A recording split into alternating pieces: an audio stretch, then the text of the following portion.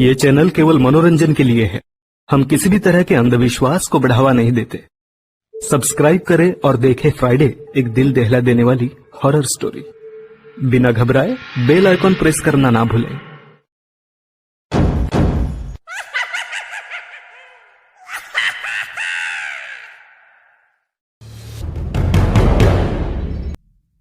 कपिल इस सबके राज सबको बताने लगता है और दादी से पूछता है कि दादी, ये कई साल पहले की बात है। तब हमारे गांव की औरतें बिल्कुल ठीक थी।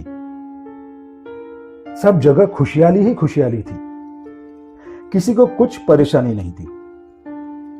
और आसपास के गांव में भी अपने गांव के चर्चे होते थे। यही सुन के अपने गांव में लीना नाम की एक औरत आई। दादी, क्या आप किसी लीना नाम की औरत को जानती हो? कभी ये नाम सुना है आपने दादी? हाँ, एक औरत किसी दूर गांव से आई तो थी, लेकिन अचानक कहां गायब हो गई, किसी को कुछ पता नहीं। एक दिन गांव की पंचायत में किसी ने जमींदार जी से उसके बारे में पूछा तो जमींदार जी ने कहा कि वो औरत चुड़ैल थी, हमने उसे गांव से बाहर भगा दिया। ये बात सुन के सब चौंक जाते हैं, लेकिन वो तो पुरानी बात है बेटा, उसका इस सब से क्या संबंध? तो कपिल बोलता है, संबंध है दादी। जब चुड़ैल जमींदार को मार रही थी, मैं वही था। मैंने जमींदार जी को मरते हुए देखा है। और जब वो उन्हें मार रही थी कि तब जमींदार जी ने कहा, क्या तुम हम सबको मारोगी?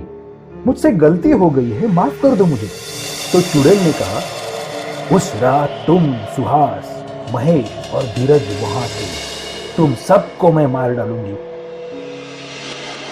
किसी को नहीं छोड़ूंगी। ये सुन के मैं भाग के महेश के पास गया तो वो गांव के बाहर शराब के अड्डे पे मुझे मिला। महेश ने बहुत शराब पी थी। तो मैंने उसे पूछा कि बता महेश, क्या हुआ था उस रात? तो उसने मुझे शराब के नशे में ये सब बता दिया। कई साल पहले एक लीना नाम की औरत थी। उसका इस दुनिया में कोई नहीं था। वो किसी दूसरे गांव से काम की तलाश में इस गांव में आई थी। किसी को पता नहीं कि वो कहां से आई थी। गांव के बाहर उसने अपना छोटा सा घर बना लिया। किसी ने उसे बताया कि जमींदार जी गुड़ के बहुत बड़े व्यापारी है, उनके पास बहुत काम होता है। तो एक दिन वो जमींदार के घर काम की तलाश में गई। वो कम तनख्वाह में काम के लिए राजी हुई, लेकिन न जाने क्यों उसने अपना मुंह ढक लिया था। जमींदार ने उससे पूछा कि क्यों अपना मुंह ढक लिया है? तो उसने कहा, यह मेरी मजबूरी है, मैं अपना मुंह किसी को नहीं दिखा सकती, लेकिन आप जो काम मुझे देंगे वो मैं सच्चे दिल से करूंगी। आपको कभी भी शिकायत का मौका नहीं दूंगी। लीना अपना काम बखूबी करती रही। जमींदार भी उसके काम पे खुश था।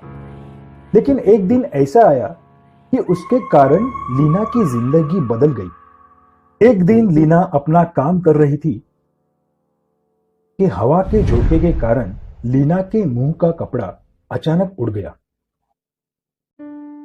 लीना वो कपड़ा उठाने के लिए झुकी, तभी जमींदार के छोटे बेटे मोनू ने उसे देख लिया। लीना ने उसे कहा कि बेटा डरो मत, मैं तुम्हें कुछ नहीं करूंगी। सिर्फ ये बात साहब को मत बताना, वरना वो मुझे नौकरी से निकाल देंगे। मोनू उसके दांत देख के इतना डर गया कि उसके मुंह से आवाज ही नहीं निकल रही थी। लीना उसे समझाने के लिए आगे गई तो वो जोर से चिल्लाने लगा। उतने में जमींदार बाहर आया। वो भी लीना को देख के चौंक गया और बोला, कौन हो तुम? मेरे बेटे के साथ क्या करना चाहती हो? लीना ने कहा, साहब मैं लीना हूं, इसलिए मैं अपना चेहरा छुपाती हूं। जमींदार चौंक गया। अपने बेटे के पास भाग के गया तो मोनू जमीन पे गिरा हुआ था। उसे उठाने लगा तो देखा कि मोनू हिल नहीं रहा है। वो बार बार मोनू को उठाने लगा, लेकिन मोनू कुछ नहीं बोला। जमींदार समझ गया कि मोनू मर गया है।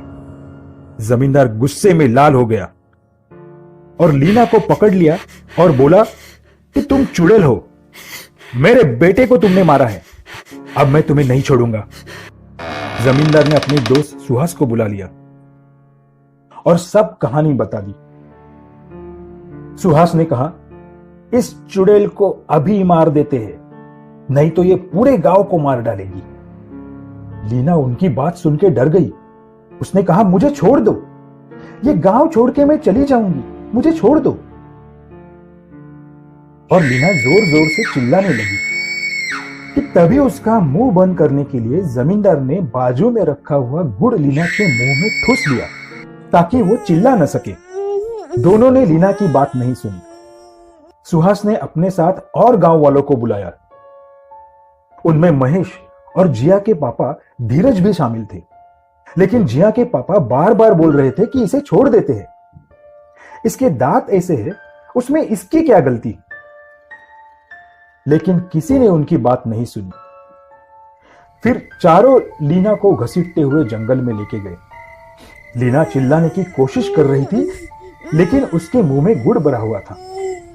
जमींदार ने उसे एक पेड़ से बांध लिया। लीना बहुत रो रही थी और चिल्लाने की कोशिश भी कर रही थी, लेकिन उसे बचाने वाला कोई नहीं था। तभी सुहास आगे आया। उसने वहां से एक पत्थर उठाते हुए कहा, चुड़ैल कहीं की, चली जा हमारे गांव से। और लीना को दे मारा। उसमें लीना की एक आंख फूट गई। लीना जोर जोर से चिल्लाने की कोशिश कर रही थी। लीना को शायद बहुत दर्द हो रहा था, लेकिन उस घने जंगल में उससे सुनने वाला कोई नहीं था। अब महेश सामने आया। महेश काला जादू जानता था। उसने लीना पे तंत्र मंत्र का उपयोग किया और कहा, मैंने ऐसा मंत्र पढ़ा है कि इस औरत को मरने के बाद भी मुक्ति नहीं मिलेगी। ये इस नारियल के पेड़ पे रहेगी और छोड़ के कहीं नहीं जाएगी। और फिर उसने एक बड़ी रस्सी ली और लीना के गले में डाली और उसे जोर से खींच लिया। लीना दर्द से झटपटाने लगी।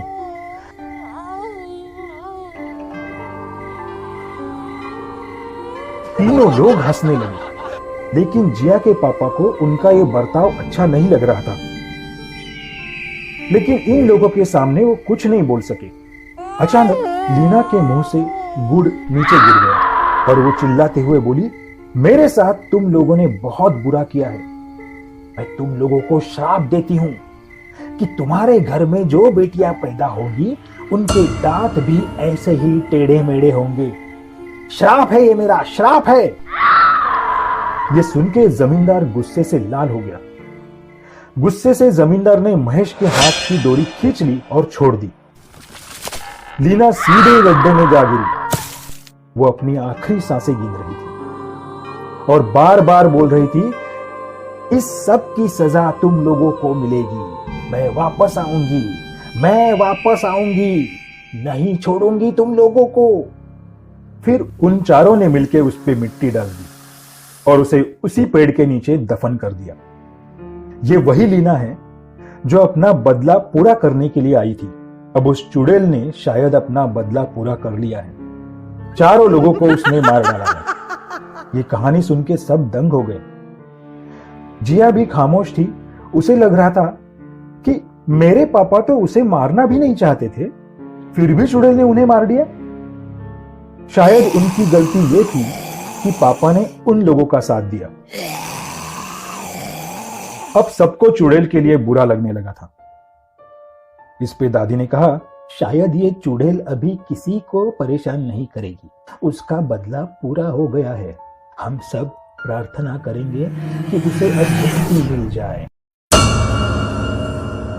ये कहानी आपको अच्छी लगी हो तो हमें सब्सक्राइब करें, हमारा इंस्टाग्राम और फेसबुक पेज जरूर फॉलो करें। अगर आपके पास ऐसी ही कोई कहानी हो तो हमें कमेंट बॉक्स में भेजें। हम कोशिश करेंगे कि अगली एनिमेटेड स्टोरी आपकी होगी।